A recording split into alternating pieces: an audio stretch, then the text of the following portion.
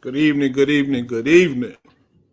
How's everyone doing this evening? Welcome to another episode of Can We Talk?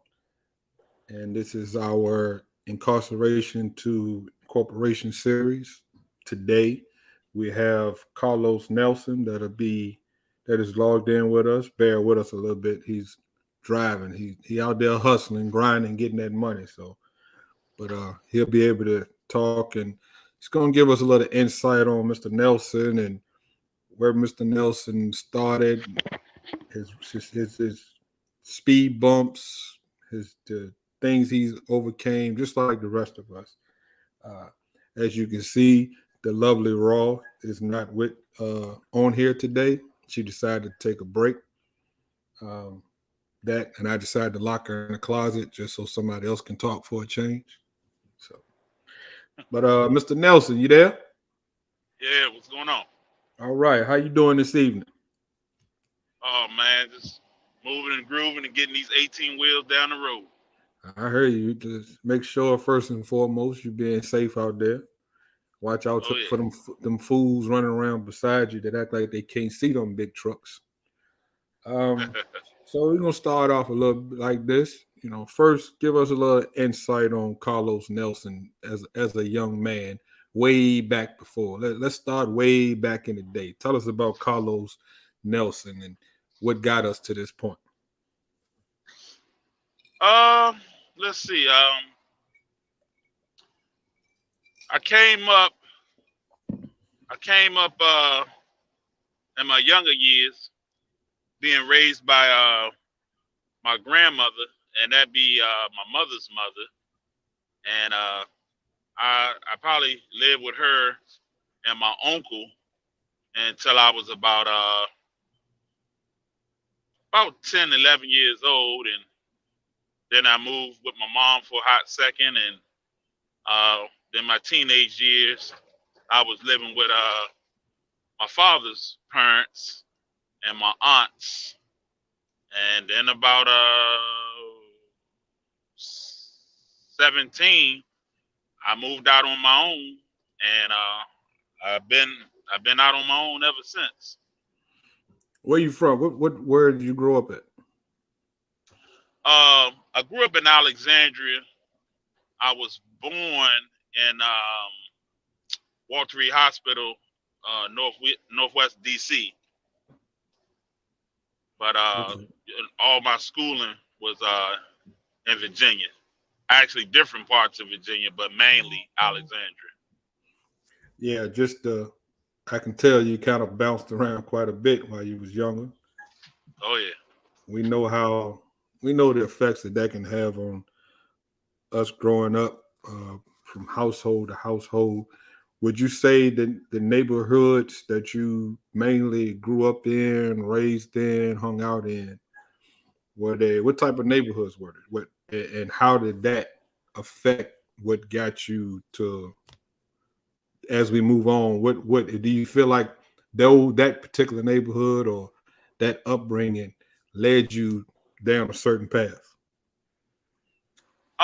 So I probably would say when I moved to Arlington, and at this time I was staying with my mother and my step grandparents, and a lot of the guys that I went to school with, I started cutting hair in my grandparents' basement at 13.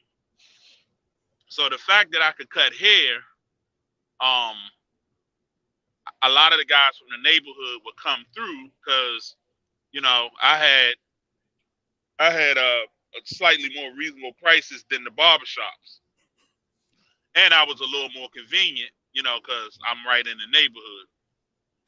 Um, but with that being said, by the time I probably turned 15, 16, some of them same buddies had already started dipping and dabbing in the street. So I was around, that street life at an early age. But in my mind, I was like, nah, I'm not gonna go that route. And I actually didn't even go that route until I turned 19 and I had my first child. And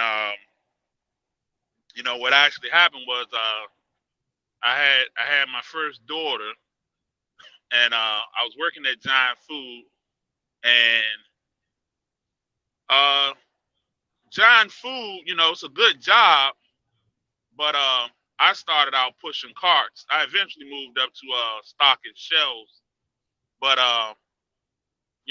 what it was I was trying to pay rent living with my aunts, and I was trying to pay my baby's mother's rent around the time she got pregnant.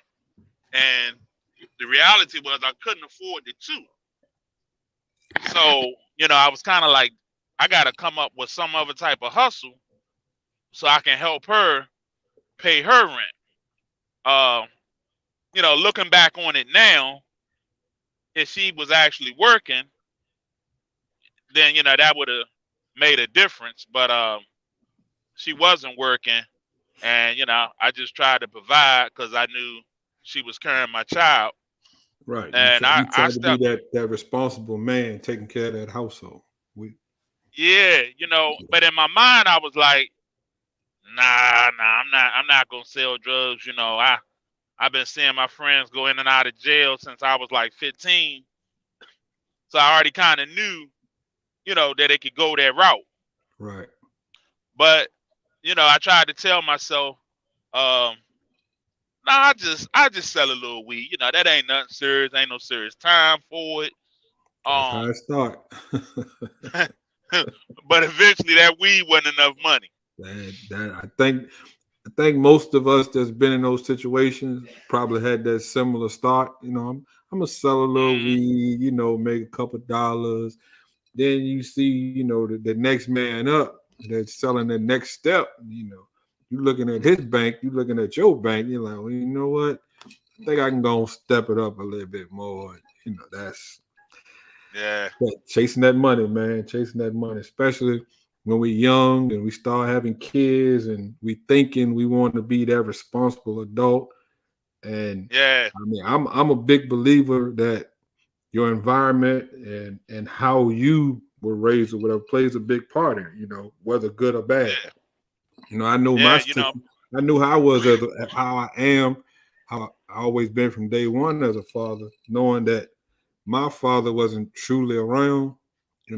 It was always in me Same here. not to be that father, you know, and Hmm. that might have pushed me to do things that I probably shouldn't have done because but I'm doing it what I felt for the right reason, right? I'm doing it Right. because this is about my child, but Oh yeah. not thinking about the consequences down the road. Being away from your Hmm. child when you get caught, that incarceration, that hurts twice as Hmm. bad as you struggling to take care of that child. Now you really made a bad situation worse. Oh yeah. It affects everybody. But Yeah, like you say, when you young, you don't really look at the picture that widely and think not about those things. not at You all. know. Even I try to give a lot of insight to some young guys that work for me or work with me at my job, and it's not just on a level of the streets, right? It's life Right. period. And if we didn't have the right teachings and whatnot as we were younger, we miss out on a lot of opportunities, a lot of good knowledge. So because I had to Hmm. learn these things the hard way on my own, people around me that I like to see young brothers, if I can help, give some insight. I like to do that. And I try to tell them, don't just don't look at the short game. You got to look Right. at that long. It's about that long game because Oh things, yeah. it's all good right now, but it don't take much for that light switch to hit. Now you're Hmm. in a bind. And like I said, it's not just about being in the streets. I look at the same thing. My job. I've been in that job for a long time. Had I have played the long game, I probably would have been able to retire by now. Thinking ahead. But I was Hmm. looking at the money they offer me right now versus how I could build my career going forward. But Right. it's a learning process. Sometimes you need that hard personal lesson, and not just somebody trying to teach you the lesson, or give you the playbook. Sometimes you got to Hmm. get in that on that line of scrimmage. You got to call it audible. You got to run that play out. You got to run the play you think that's going to work. You Oh know. yeah. So Yeah, man. back to Mr. Nelson though. Back to Mr. Nelson. So we you coming up. You're getting into your young adult years. You're a father now. You're starting to dibble Hmm. and dabble in this, that, and then what happens next for Mr. Carlos? Yeah. So like I was saying, I kind of went from one substance to selling that hard, and well, shoot, I was selling the hard. I was selling the powder, um, and you know, boom, now things done jumped off, and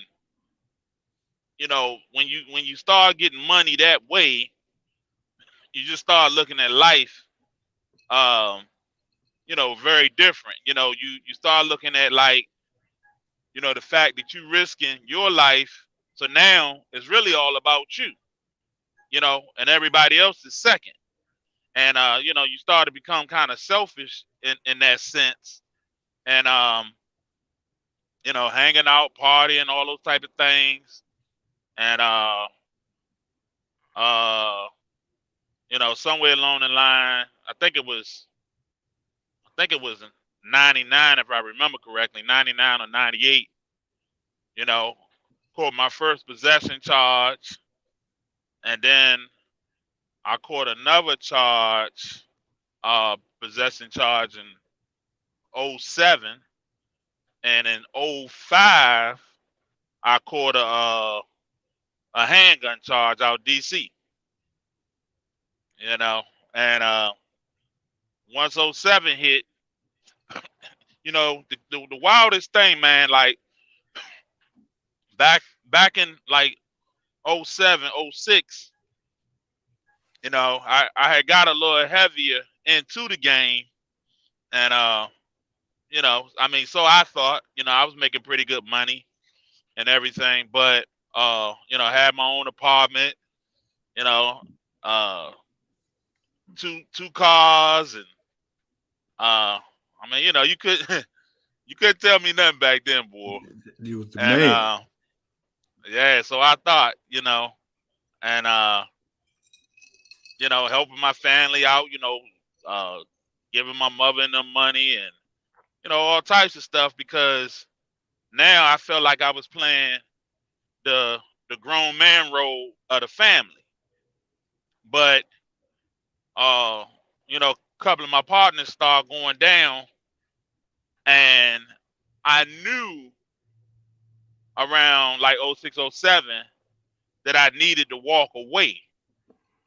But and mind you, throughout this run in the streets, um, a lot of times I kept a regular job. I think only one time between '07 and 90, because I think I jumped out there around like 94, 95.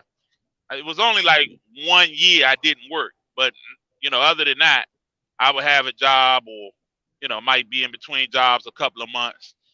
So my thing about keeping a job was that helped me stay balanced in my mind. As long as I still had a 9 to 5, I wouldn't get too caught up in the streets. But nevertheless, I still got caught up in the street because I wanted more money.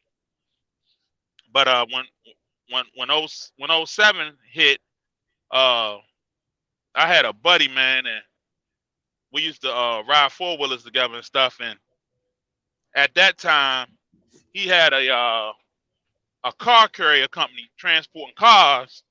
He had 5 trucks. He a little older than me, but he was doing it pretty good.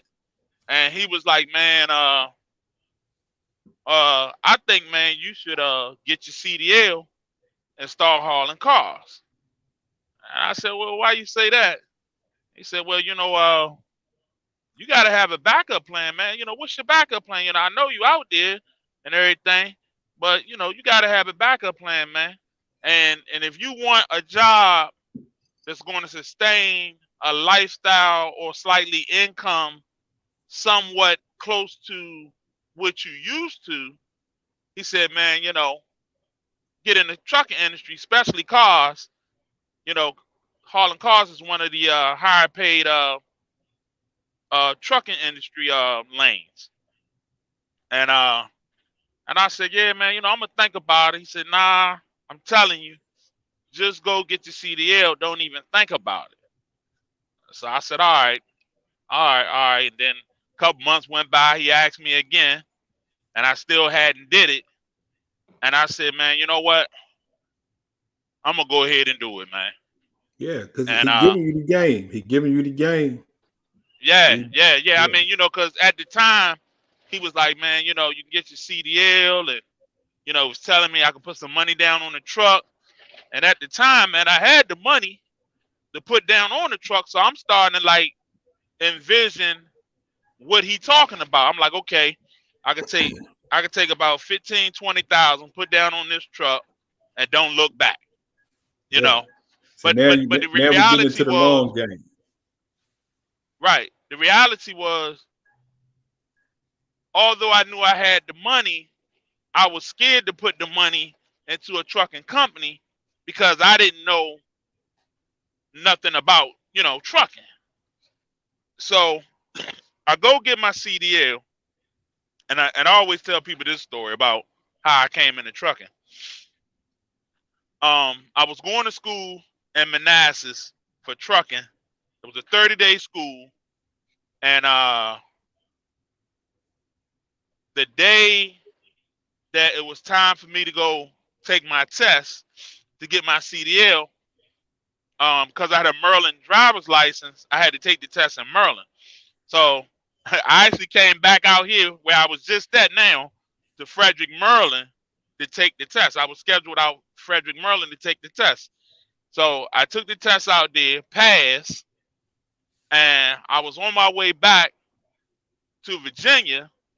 And I called my daughter's mother and I said, yeah, I passed. She was like, all right, good. We're gonna celebrate the night, go get some drinks. I said, cool. I said, I'm gonna come and get you. And I went and picked her up and I said, hey, look, I gotta make one stop before we go have drinks. And when I made that stop, man, that was the stop that changed my whole life. I got hit up for my second time, got locked up and all that. And but that was the thing, man. God put the brakes on me. He let me he let me see what was promised to me by letting me get the CDL.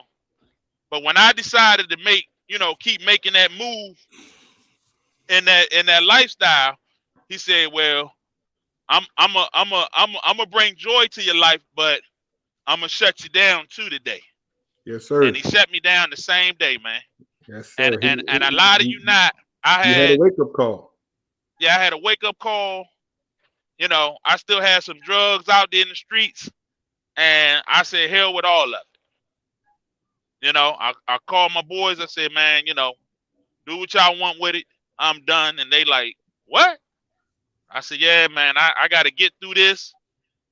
See how this go. Go to court and deal with all that mess. But regardless how it turned out, I ain't turning back. Done. And that's how it went, man. I did my little bit of time, and came home, struggled, but I had that CDL, man, and within that first year, man, I was out driving tractor trailers, Oh and yeah. I ain't that was well, I've been driving trucks for 13 years, but that was I think about 14 years ago, if I remember correctly. Yeah, so And I mean, it's funny you mentioned that because I kind of had a similar experience, right? Before. before I got into a bad situation, I went got my CDL. I was working for a moving company, and Okay. they was paying me. They wanted me to get it, so they was paying me. They was paying for me to get the CDL and everything. It didn't cost me nothing. And then they Right. told me, you get this CDL, we're gonna give you this much money, give you a raise, which they did. I passed the test, did everything I had to do. They gave me the money and everything. But Right. just like you said, I still continued, even though that was probably my out, right? That was the door opening for me to do some different things, do some better things. But Right. still, Something I'm, positive. I'm I'm still sidetracked by what's going on, in them streets. I gotta Right. be in. I just had to be in them streets. I Mm-hmm. and it in them streets when it was all said and done, I feel like them streets kind of turned their back on me a little bit. Oh So yeah. that was my wake up call. It wasn't just the fact of getting jammed up. I kind of evaluated some things and some people when I went through that situation. Oh yeah. But and it's not like I blame nobody Right. because at the end of the day, what I did was my decision, good or Right. bad. I've always been man enough to live with it, and deal with it. Mm-hmm. Because I say all the time, I feel like that situation probably prevented an even worse situation for me. You know that Mm-hmm. that that situation help open my eyes to the potential or the right path I could go on. That motivated me to move different, to do things different, go down a Right. different road. So there's never you know, uh, uh, no shame or no guilt or none of that. Right. It was a hard lesson, but I feel like, Mm-hmm. in a sense, besides the time I lost from my family, I feel like it was a hard lesson that was worth it.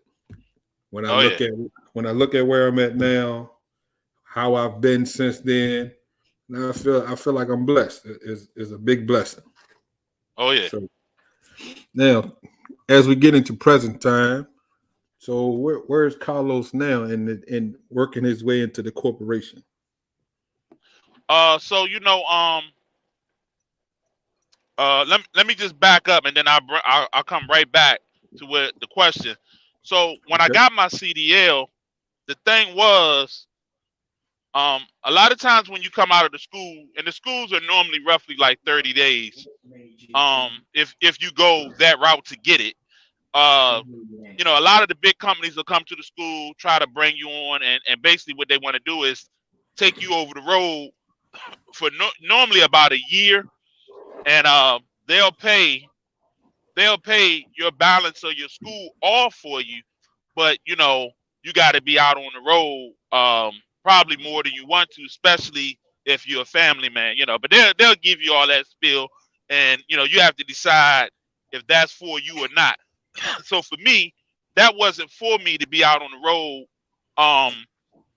I did what my buddy told me, which was, he was like, "Hey, look, you know, find a private contractor that's willing to give you a chance." Now, I will say this: a lot of times when you fresh out of school, a lot of guys don't want to give you a chance, but it's worth trying.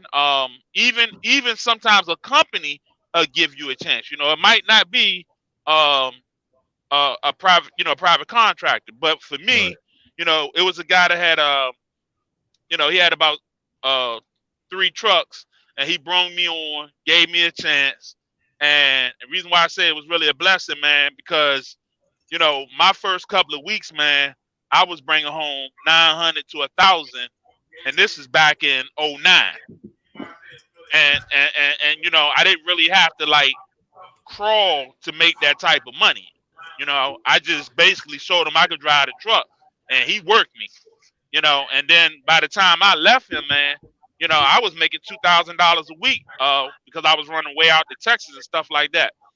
Now moving forward, I've been with a couple of companies since that time, and just here last year, me and my wife started Nelson uh, Transport Enterprise. I think that's the name of it, Nelson Transport Enterprise. We started our own trucking company last year. Um, we have not bought a truck yet, only because I was going to try to get through the winter because I'm driving for a company right now, just temporarily until we get our truck. But actually, we're looking for a truck as of now, and I don't know, man. Things work out good. Maybe in the next couple of weeks, I'll find something that I'm satisfied with, and we can get out here and start making our own money. Oh yeah. Oh yeah. And you know, that was the goal when my buddy told me I should get my CDL. He said, "Man, I can see you owning your own truck or a couple of trucks." He's like, "You got it in you," because he said, "I pay attention to, how excuse me, Coronavirus. how You ain't got that. how You ain't got that Omarion, do you? nah, I'm good."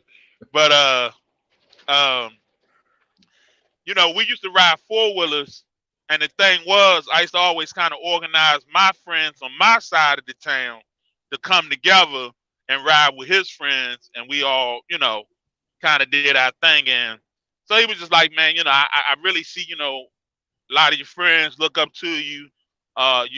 You have that leadership role, man." He said, "I'm telling you, you can have a trucking company, man, and do well."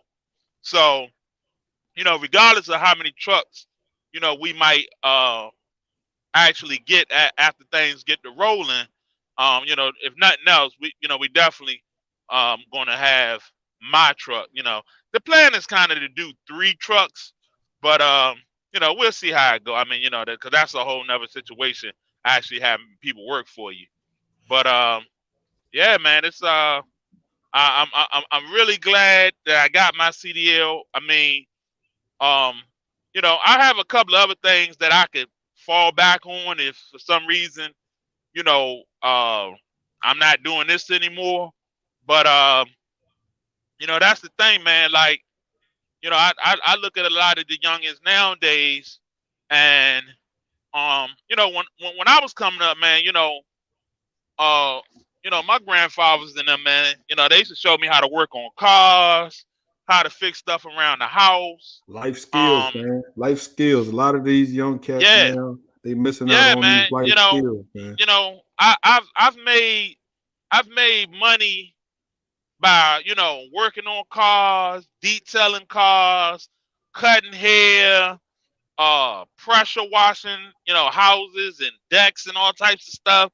Um, man, when you a young man, um, especially in today's age, man, it's really if you can get up under a joker's guidance and you willing to listen and learn something, having a couple of skills, man, will take you a long way in this Most world. definitely. Most I most mean, definitely. man, I fix stuff in my own house so that we ain't got to pay somebody to fix it. Oh You know, yeah. I work on my wife's car. She drive a BMW, even though sometimes I don't be want to work on it. But I put almost her whole front suspension on her car last year, um, so that she didn't have to go to the dealership and pay the 2,500 that they wanted to Yeah. charge her. I was going to say you probably saved about $3,000. Yeah, Yeah, and yeah, it's and I think, and this can get into a whole different topic, right? So I'm trying to make it kind of, I'm gonna shorten it up. If you yeah. look back, You got to watch me because I can go now.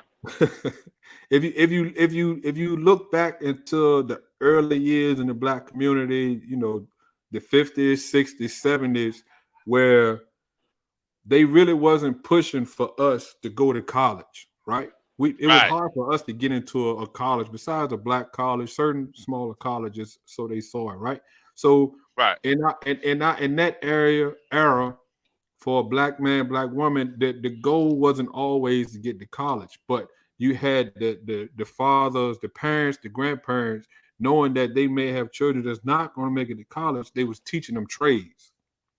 You see what Mhm. I'm saying? If dad was a Mhm. mechanic, if dad worked on cars, you was out there in the backyard with dad working on cars, learning how to work on cars, learning how to do plumbing, carpentry, bricklaying. You see what I'm saying? Those Mhm. parents, they made sure they sons and daughters learn those trades. The women, the little girls was in the house with mom in the kitchen cooking, learning how to cook, learning Mhm. how to take care of a house, learning how to take care of husband or kids. You see what I'm saying? Yep. But then Someone. Yeah.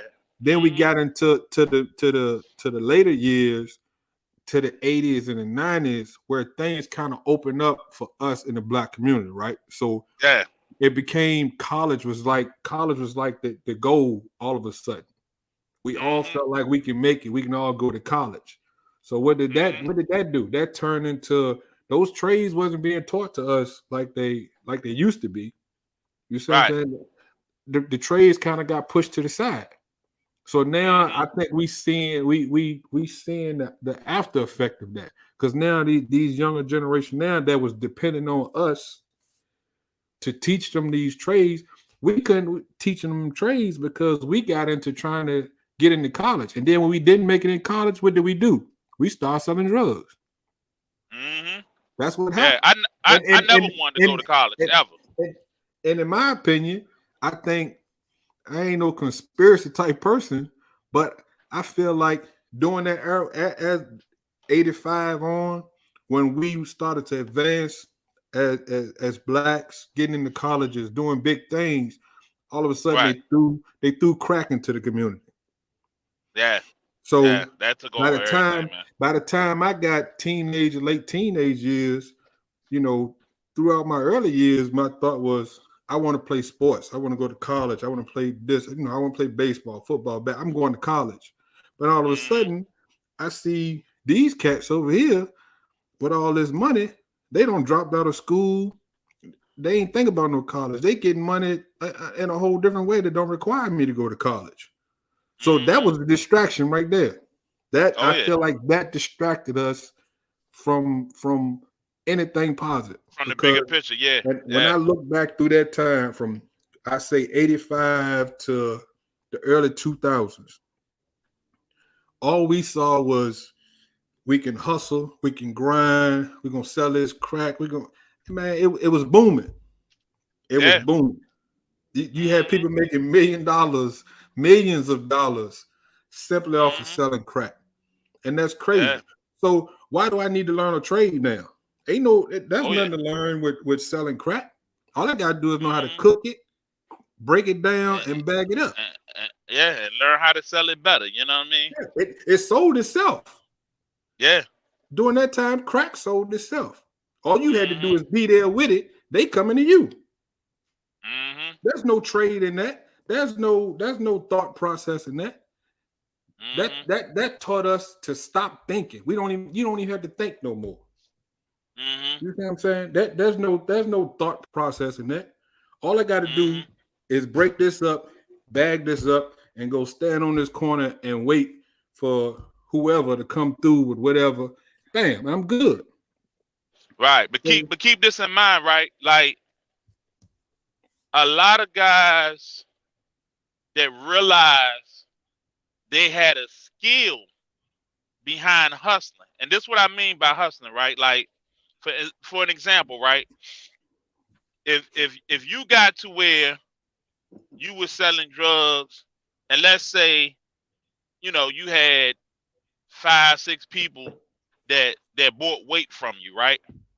Well, in a sense, you could be like, well, it don't take skill to sell drugs, but it do take a skill because number one, you know, you you got to have some level of math skill to manage the money, and to make sure that you can take care of this person, that person, and in a sense, you know, um, some people have took their street knowledge and turned it into a business knowledge. Like, yes, yes, indeed. now I might be running a small company because I've learned how to manage people and deal with different attitudes and make better decisions on who gonna do what and when they gonna do it, like for me, what it kind of taught me was having that type of money at a younger age. Um, it showed me somewhat what money was really worth. Because in my mind, I was always like, like when I in my first early days of hustling, I was like, man, the first time I can get like 10,000 in my hand all at one time, yeah, I'm doing something then. Oh yeah, man. And and You and had and it, you, and it you did had ten happen at thousand some in your point. hand at one time. You thought you was the man with that 10,000. That first time you hit that lick and got that 10,000 Right, straight up, I'm right, rich. I'm but rich. right. But the point of the reason why I bring it up is because I took 5,000 and bought a car, took the other 5,000 and went back, and made another move, and just keep on. I kept on building, save some more money, end up saving more than 10. But the point of what I'm saying is, it showed me also, although you might have had 10,000 or 20,000 or whatever it was, it goes still so quickly when you live in that type of lifestyle. Yeah, Because I'm eating out at fancy restaurants, I'm going to the clubs, I'm buying expensive clothes and all these type of things that I was doing, and I realize now, that money really was nothing. You know what I'm saying? It was just more than what I was used to having. You know, yeah, so I value money more nowadays than back then.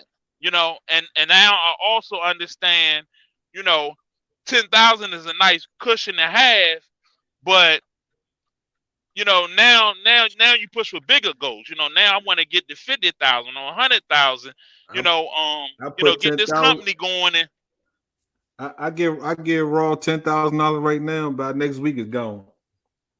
That about yeah, probably 2-3 days, and yeah, that ain't necessarily in a bad way. She gonna spend it on this bill. This we're gonna have new furniture. You know, see what I'm saying? right. It's just we But and see, like you was because I getting went it. because I went through that phase at an early age. Not to cut you off, real. Like now, saving my money, I I look at that more as the goal versus you know just trying to get a certain amount together. You know what I mean? Because when you can hold on to it, you'll do something better with it versus, oh man, I done got my first $10,000. Oh man, when I'm trying to go out of town, I'm trying to do this, I'm trying to do that. Because that's that old young mindset, and I don't Right, have that type of mindset no more. right, I drive a pickup truck, but I could be driving a fancy car. You know what I'm saying? I'll have a fancy car when I'm ready for a fancy car. Cause I've had a couple of fancy cars. So what I'm trying to say is like living that life early, selling weight, and having nice things at an early age. I don't trip off a lot of that shit now. You know what I'm saying? Because I've had a lot of those things. You know what I'm saying? So now I'm looking at the bigger goal. Like, yeah, you know what? We about to start this company, and once we stack some money through this company, we'll pay that truck off, and then we trying to get a second truck. I'm yeah, not thinking about, oh, as soon as we start the company, my first 10,000 I make, you know, I'm going shopping, right. or I'm going to buy the new Lex or some shit like that. You know what I'm saying? I'm not thinking like that. I'm it thinking about becomes a different what's going flip to right help now. build more money. Right, it's a different flip. Yeah, there you It ain't go. it It's ain't a like different flip. it ain't like before. You sell this first ounce so you can break it down, and next time go to get 2 ounces off the first ounce you sold. You see what I'm Yeah. saying? No, it's now. I did what I had to do to get this first truck. So now, Mhm. as I move on, I'm gonna take this first truck and turn it into 3 trucks. Mhm. You know, And see, I don't think I don't think the best of both worlds in that aspect. I don't in that see time some. frame. I know Yep. some guys that honestly they probably been selling drugs for 40 years. Right. It's living in an apartment with their baby mama and probably driving a half decent car. You've been Right. selling drugs to all that, and that I know of. I know a guy right now that I know of. He ain't never did no real time. You see what I'm Mhm. saying? And he been selling drugs since we was kids. I don't know if he's Mhm. still doing it right now because I don't associate with him like that no more. But I know for 20, 30 years, he never had a job. That's what he was doing. He was hustling. But Yeah, yeah. I've and known a if few I ain't like that too. mistaken, the last couple of times I seen him probably been a few years back. You've been doing all this year, and he still asks, "Hey, give me a ride across town." What? Mm-hmm. You was doing the Mm-hmm. same shit you was doing 30 years ago. But Yeah. then on the flip side, I've seen some that got smart with it, and now they own their own businesses doing whatever. Mm-hmm. You see what I'm saying? Yeah. Yeah. They learn that different flip real quick. So Yeah. A couple of cats I know, man. Like I said, it was a little heavy in the weight gain. That's what they doing now, man. They got yeah, legitimate businesses, legit and business. they took that type of hustle, and they learned something from it. You Yeah, know what I'm saying? they developed a trade on their own. Yep. You know, they Yep. they they they wisened up. You know, Mm-hmm. ain't no retirement in those streets. Your Uh, retirement is when is you get behind them bars or you get in that coffin. yeah. Yeah. So The that's streets will that's not retire the you in life. their own way. That's They'll not the retire life. you. But so would you say for you to make that change, was it the fact that you caught the charge, or was it the fact that you felt like, okay, I just simply need to do better, do different?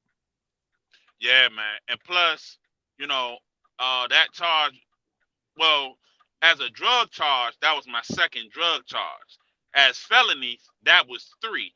So Mm, I knew if I got a third drug charge that I was gonna be done. You know yeah. what I'm saying?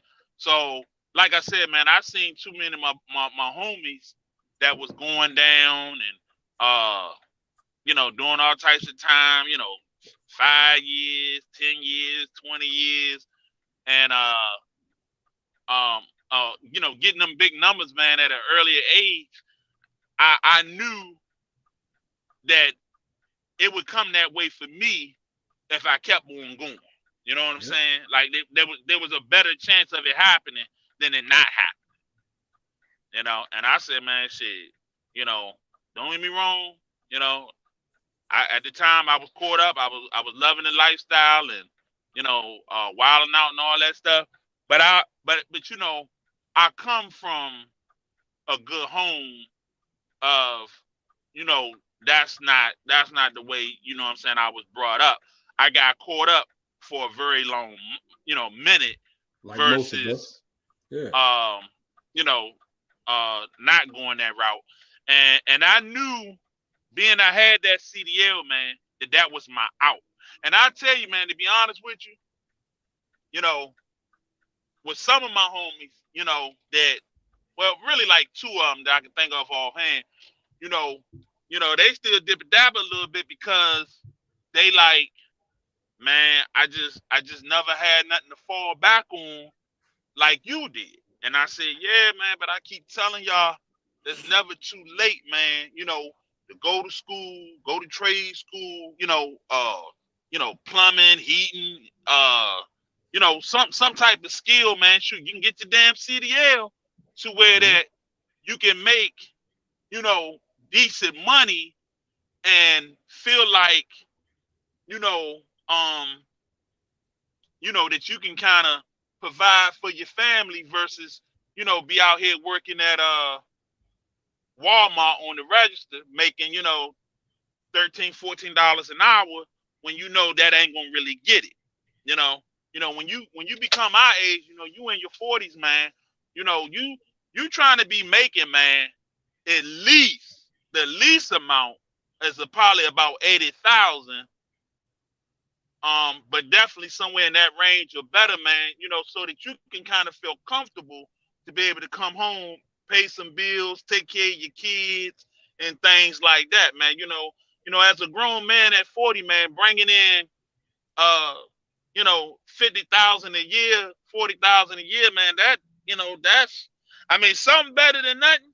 But I can tell you, I never had that type of plan. I always knew that, I had to do something so that, I could really feel like um a man in my household, man. You know what I'm saying?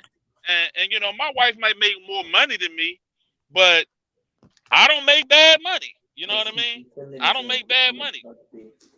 And So And I know that's a big challenge for a lot of men, especially you coming out and you might not have had no background. You was caught up in the streets for a long time and did X amount of time, and a lot of brothers, man, if a lot of times if something don't click fast enough, because a lot of us be impatient too.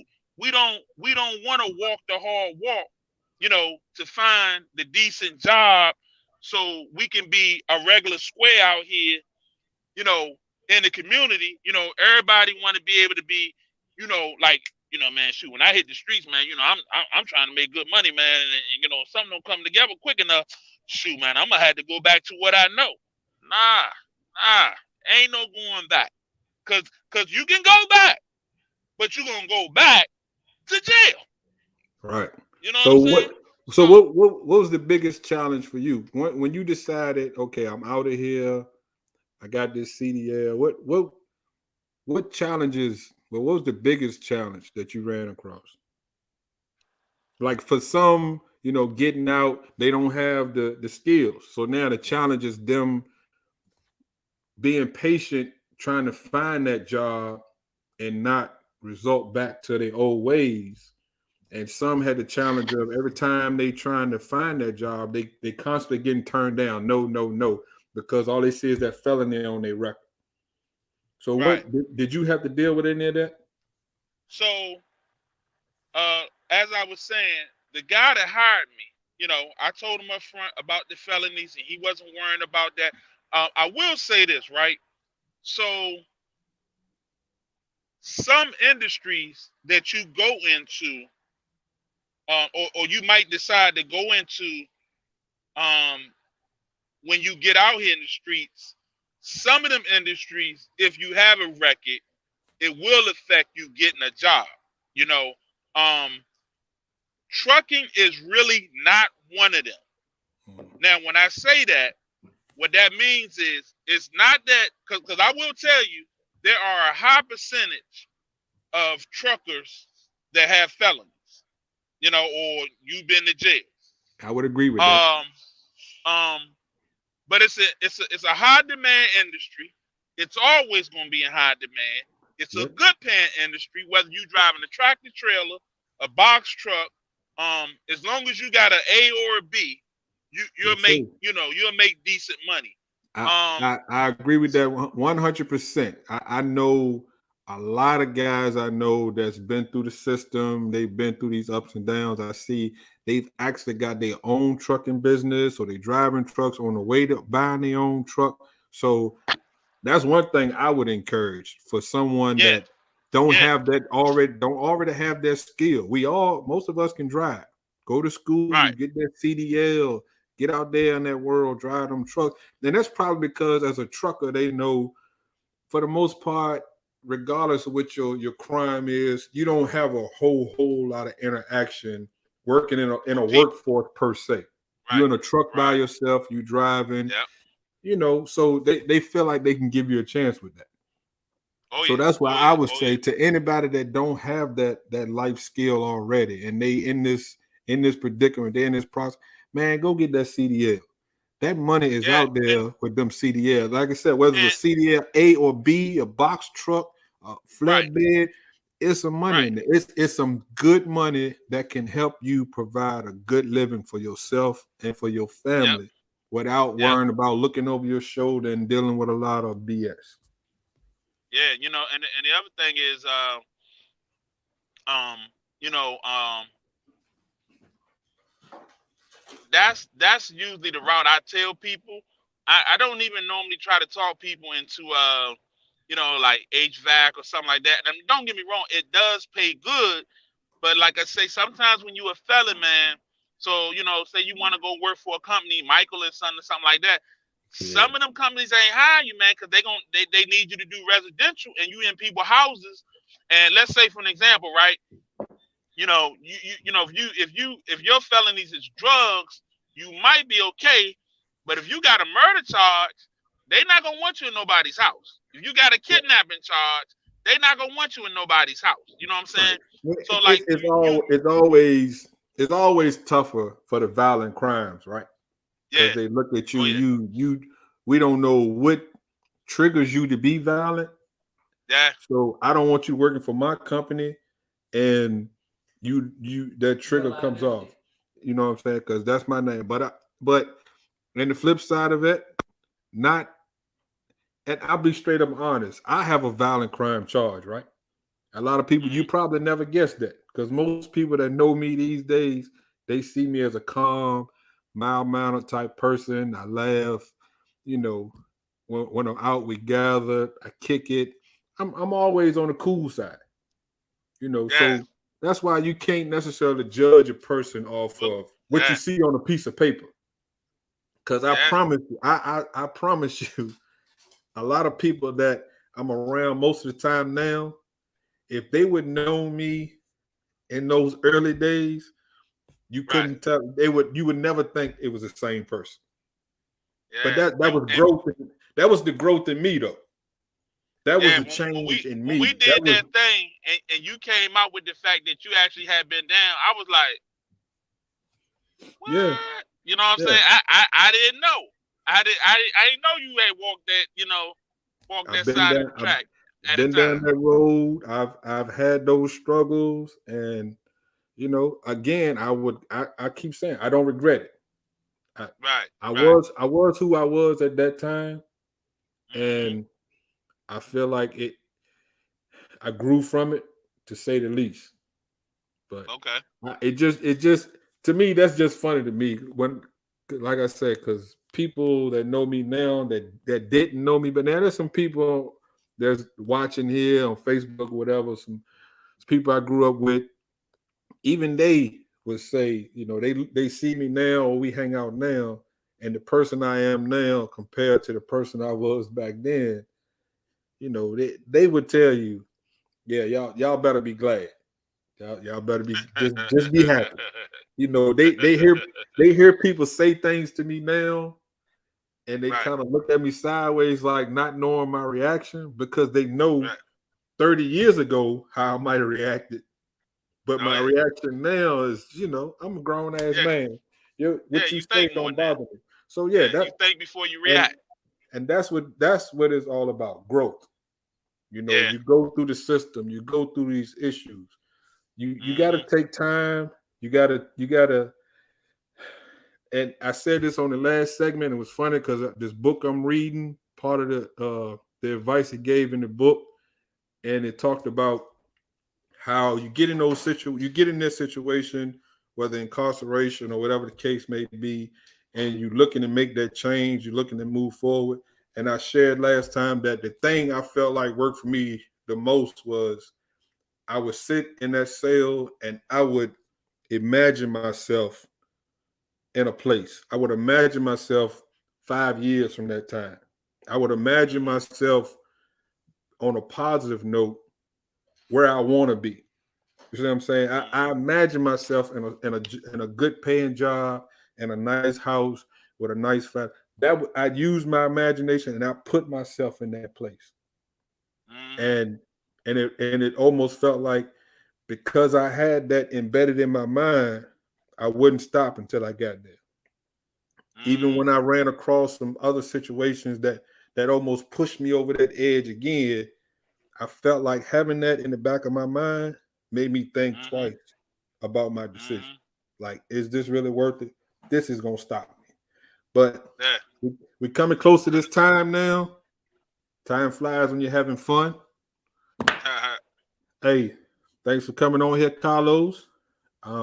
We look forward to having you again on some other topics, or if we Okay. continue this topic because this seems to be a hot topic. A lot of people. Hopefully, it reaches a lot of people that's in these situations and it helps them. And as we always say, reach out to us, whether it's inbox, mail, however you can reach us, talk to us. We're here. We know a lot of people that have been down these roads. Even if we can't personally relate, I promise you, I know somebody that can. I know somebody that Hmm. can give you the right words of encouragement.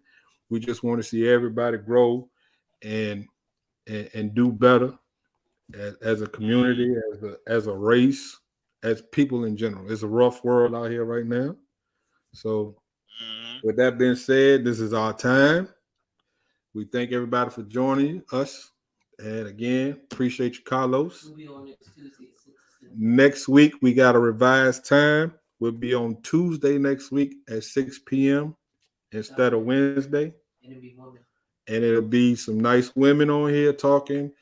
And I'm sure you're going to enjoy it. I'm going to give y'all a break. Y'all ain't got to look at me for a couple weeks. So, with that being said, again, thank you. Y'all have a good night.